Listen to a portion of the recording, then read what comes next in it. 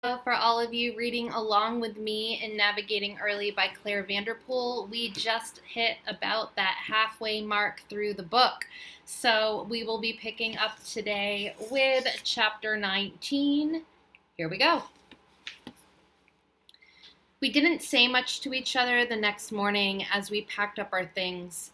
It was Tuesday morning. We'd been gone 2 days, and Early showed no signs of turning back. I kicked some dirt over the campfire and we started out. Just a little ways from our camp, I noticed a pile of cracked walnut shells on the ground. Looking up, I studied a tall oak tree that might have been home to a hungry squirrel who'd been spying on us during the night. That was probably it. Still, I couldn't help feeling that someone else had been watching us.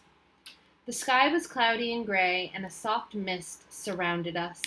We knew we'd have to venture farther north into the woods to actually be on the Appalachian Trail. And from what I'd heard, it wasn't that easy to find. I'd read that trees on the trail were marked with an occasional white swatch of paint, and that there was supposed to be warming huts and campsites for hikers. So far, we hadn't seen anything like that, just lots of wilderness with an emphasis on wilder.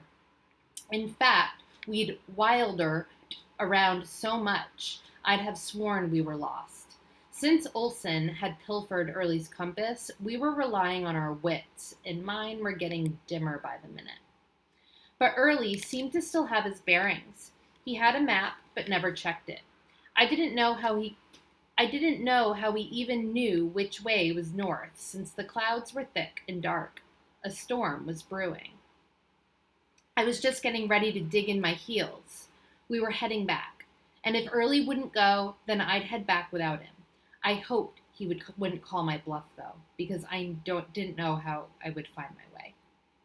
I squared my shoulders, turned to face Early, even held up my hand to tell him to stop.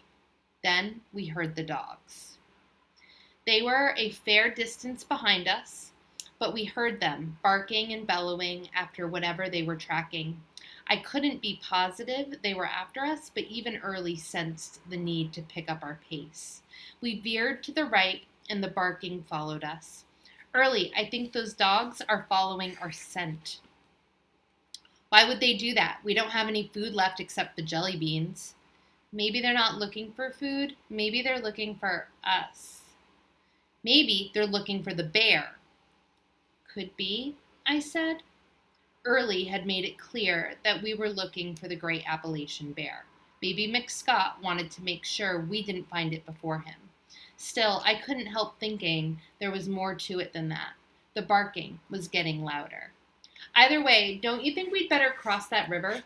There's no bridge. We'll get wet. I don't want to get wet, said Early. But if we cross the river, the dogs will lose our scent. Then we can find the bear first. I didn't really care who found the bear first, and I didn't know what Early planned to do if he did find it, but this seemed to be enough to get Early moving. Okay, but where can we cross? The river is moving fast. It could be dangerous. Dangerous? I repeated. That's a funny word coming from someone who didn't think twice about heading off into the woods in search of a 700-pound bear. Come on. It looks like the river narrows a bit up here, and there are some logs jammed out toward those rocks in the middle. Maybe we can work our way across there. I could tell Early didn't want to give in, but the dogs were getting louder, their bellowing and high-pitched yelping competing with the roaring of the river. Early, I shouted. We need to cross. Let's find a bridge. I don't want to get wet. Just then, the dark clouds let loose, and what had been a fine mist turned into a downpour. There, I said, you're already wet. Now can we cross? Early tried to blink the raindrops out of his eyes.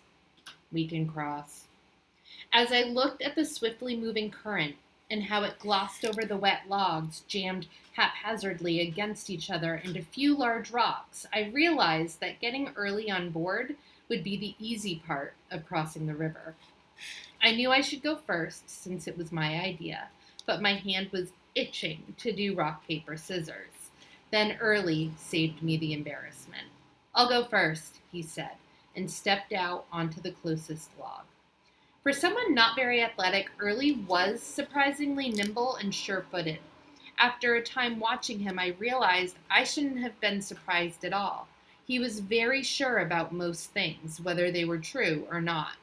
He was sure that the number pi held within it a great story, that, contrary to the theory of a renowned mathematician, the number pi and the story it told would never end, that his brother, who had been killed in the war, was still alive, and that a great bear would lead us to him, and that I was a person he wanted to be friends with. With that thought in mind, I again put one foot in front of the other and followed Early Howden.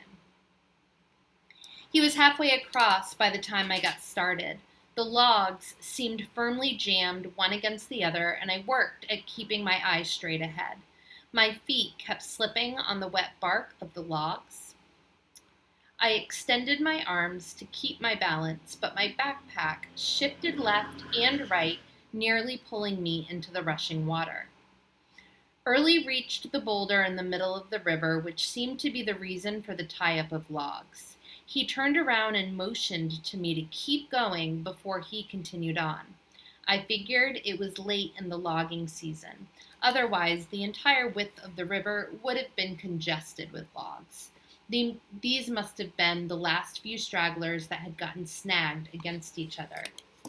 My heart was racing as I neared the boulder, marking the halfway point. I stepped onto the rock. I made it! Halfway, at least.